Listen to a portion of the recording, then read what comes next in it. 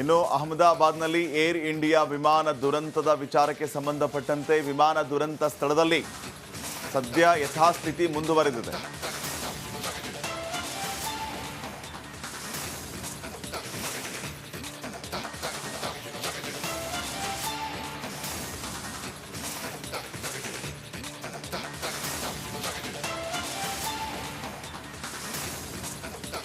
ಸ್ಫೋಟ ಸಂಭವಿಸಿದ ಸ್ಥಳಕ್ಕೆ ಸದ್ಯ ಯಾರನ್ನೂ ಕೂಡ ಪೊಲೀಸರು ಬಿಡ್ತಾ ಇಲ್ಲ. ಪ್ಲೇಸ್ ಆಫ್ ಇನ್ಸಿಡೆಂಟ್ ಈಗ ಯಾರಿಗೂ ಕೂಡ ಎಂಟ್ರಿ ಇಲ್ಲ.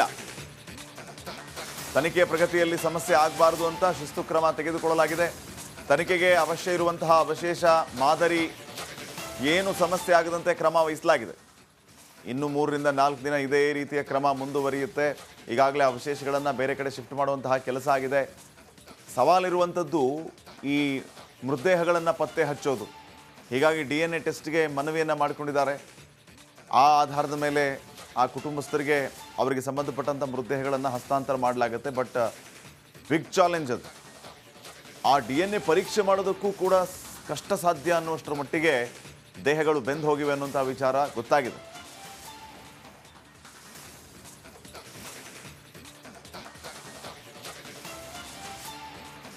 ಸೊ ಅಹಮದಾಬಾದ್ನಲ್ಲಿ ನಡೆದಂತಹ ದುರಂತ ಈಗಾಗಲೇ ಬ್ಲ್ಯಾಕ್ ಬಾಕ್ಸ್ ಪತ್ತೆ ಆಗಿದೆ.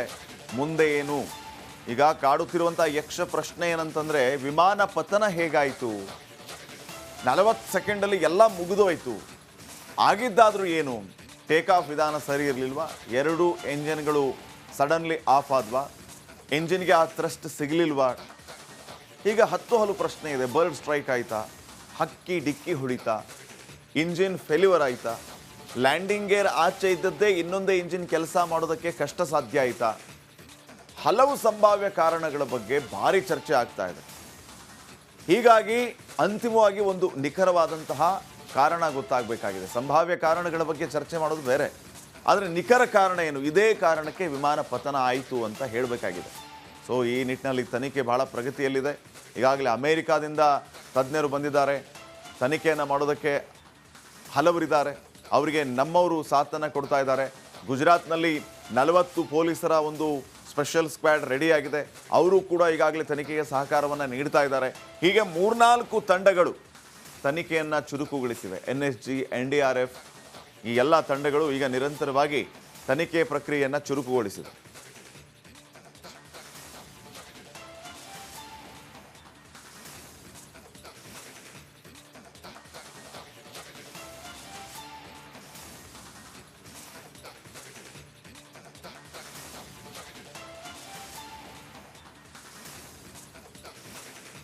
ಬಗ್ಗೆ ಇನ್ನಷ್ಟು ಮಾಹಿತಿಯನ್ನು ನೀಡ್ತಾರೆ ಪ್ರತಿನಿಧಿ ಅಭಿಷೇಕ್. ಈಗ ನೇರ ಸಂಪರ್ಕದಲ್ಲಿ ಜಾಯ್ನ್ ಆಗಿದ್ದಾರೆ. ಅಭಿಷೇಕ್, ಇವತ್ತು ಇನ್ನು ಅಹಮದಾಬಾದ್ನಲ್ಲಿ ಏರ್ ಇಂಡಿಯಾ ವಿಮಾನ ದುರಂತದ ವಿಚಾರಕ್ಕೆ ಸಂಬಂಧಪಟ್ಟಂತೆ ವಿಮಾನ ದುರಂತ ಸ್ಥಳದಲ್ಲಿ ಸದ್ಯ ಯಥಾಸ್ಥಿತಿ ಮುಂದುವರೆದಿದೆ.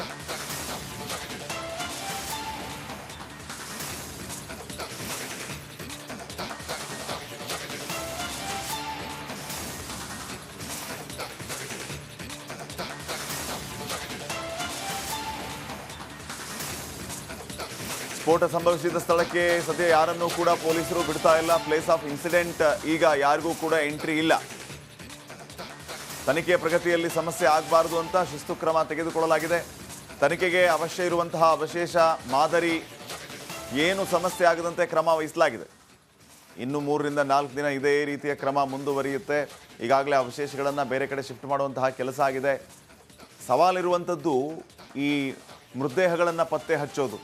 ಹೀಗಾಗಿ DNA ಟೆಸ್ಟ್ಗೆ ಮನವಿಯನ್ನು ಮಾಡಿಕೊಂಡಿದ್ದಾರೆ.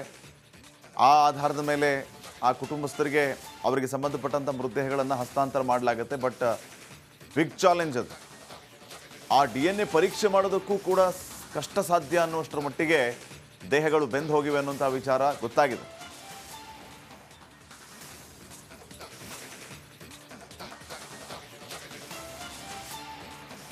ಸೊ ಅಹಮದಾಬಾದ್ನಲ್ಲಿ ನಡೆದಂತಹ ದುರಂತ ಈಗಾಗಲೇ ಬ್ಲ್ಯಾಕ್ ಬಾಕ್ಸ್ ಪತ್ತೆ ಆಗಿದೆ. ಮುಂದೆ ಏನು? ಈಗ ಕಾಡುತ್ತಿರುವಂಥ ಯಕ್ಷ ಪ್ರಶ್ನೆ ಏನಂತಂದರೆ, ವಿಮಾನ ಪತನ ಹೇಗಾಯಿತು? 40 ಸೆಕೆಂಡಲ್ಲಿ ಎಲ್ಲ ಮುಗಿದೋಯ್ತು.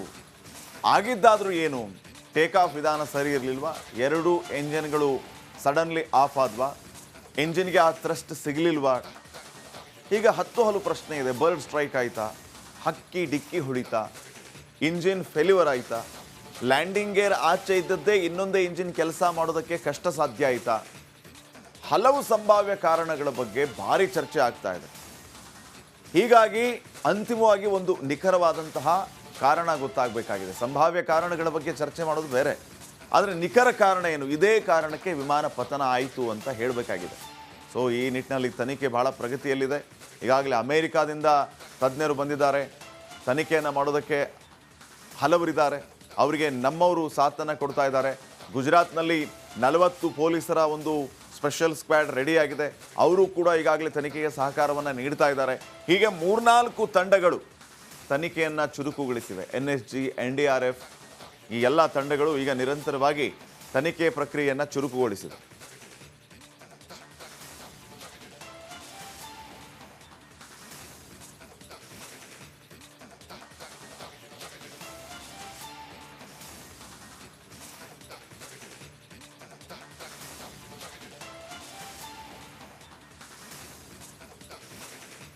ಬಗ್ಗೆ ಇನ್ನಷ್ಟು ಮಾಹಿತಿಯನ್ನು ನೀಡ್ತಾರೆ ಪ್ರತಿನಿಧಿ ಅಭಿಷೇಕ್. ಈಗ ನೇರ ಸಂಪರ್ಕದಲ್ಲಿ ಜಾಯ್ನ್ ಆಗಿದ್ದಾರೆ. ಅಭಿಷೇಕ್, ಇವತ್ತು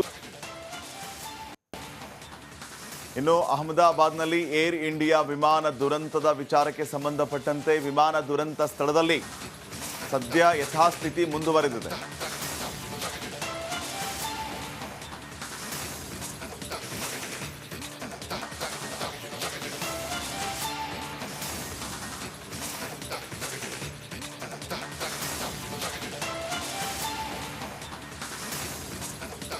ಸ್ಫೋಟ ಸಂಭವಿಸಿದ ಸ್ಥಳಕ್ಕೆ ಸದ್ಯ ಯಾರನ್ನೂ ಕೂಡ ಪೊಲೀಸರು ಬಿಡ್ತಾ ಇಲ್ಲ. ಪ್ಲೇಸ್ ಆಫ್ ಇನ್ಸಿಡೆಂಟ್ ಈಗ ಯಾರಿಗೂ ಕೂಡ ಎಂಟ್ರಿ ಇಲ್ಲ. ತನಿಖೆ ಪ್ರಗತಿಯಲ್ಲಿ ಸಮಸ್ಯೆ ಆಗಬಾರದು ಅಂತ ಶಿಸ್ತು ಕ್ರಮ ತೆಗೆದುಕೊಳ್ಳಲಾಗಿದೆ. ತನಿಖೆಗೆ ಅವಶ್ಯ ಇರುವಂತಹ ಅವಶೇಷ ಮಾದರಿ ಏನು ಸಮಸ್ಯೆ ಆಗದಂತೆ ಕ್ರಮ ವಹಿಸಲಾಗಿದೆ. ಇನ್ನು 3-4 ದಿನ ಇದೇ ರೀತಿಯ ಕ್ರಮ ಮುಂದುವರಿಯುತ್ತೆ. ಈಗಾಗಲೇ ಅವಶೇಷಗಳನ್ನು ಬೇರೆ ಕಡೆ ಶಿಫ್ಟ್ ಮಾಡುವಂತಹ ಕೆಲಸ ಆಗಿದೆ. ಸವಾಲಿರುವಂಥದ್ದು ಈ ಮೃತದೇಹಗಳನ್ನು ಪತ್ತೆ ಹಚ್ಚೋದು. ಹೀಗಾಗಿ DNA ಟೆಸ್ಟ್ಗೆ ಮನವಿಯನ್ನು ಮಾಡಿಕೊಂಡಿದ್ದಾರೆ. ಆ ಆಧಾರದ ಮೇಲೆ ಆ ಕುಟುಂಬಸ್ಥರಿಗೆ ಅವರಿಗೆ ಸಂಬಂಧಪಟ್ಟಂಥ ಮೃತದೇಹಗಳನ್ನು ಹಸ್ತಾಂತರ ಮಾಡಲಾಗುತ್ತೆ. ಬಟ್ ಬಿಗ್ ಚಾಲೆಂಜ್ ಅದು. ಆ DNA ಪರೀಕ್ಷೆ ಮಾಡೋದಕ್ಕೂ ಕೂಡ ಕಷ್ಟ ಸಾಧ್ಯ ಅನ್ನುವಷ್ಟರ ಮಟ್ಟಿಗೆ ದೇಹಗಳು ಬೆಂದು ಹೋಗಿವೆ ಅನ್ನುವಂಥ ವಿಚಾರ ಗೊತ್ತಾಗಿದೆ.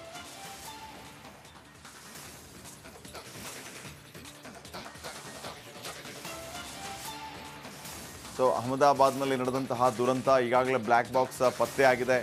ಮುಂದೆ ಏನು, ಈಗ ಕಾಡುತ್ತಿರುವಂಥ ಯಕ್ಷ ಪ್ರಶ್ನೆ ಏನಂತಂದರೆ ವಿಮಾನ ಪತನ ಹೇಗಾಯಿತು? 40 ಸೆಕೆಂಡಲ್ಲಿ ಎಲ್ಲ ಮುಗಿದೋಯ್ತು. ಆಗಿದ್ದಾದರೂ ಏನು? ಟೇಕ್ ಆಫ್ ವಿಧಾನ ಸರಿ ಇರಲಿಲ್ವಾ? 2 ಎಂಜಿನ್ಗಳು ಸಡನ್ಲಿ ಆಫ್ ಆದ್ವಾ? ಎಂಜಿನ್ಗೆ ಆ ಥ್ರಸ್ಟ್ ಸಿಗಲಿಲ್ವಾ?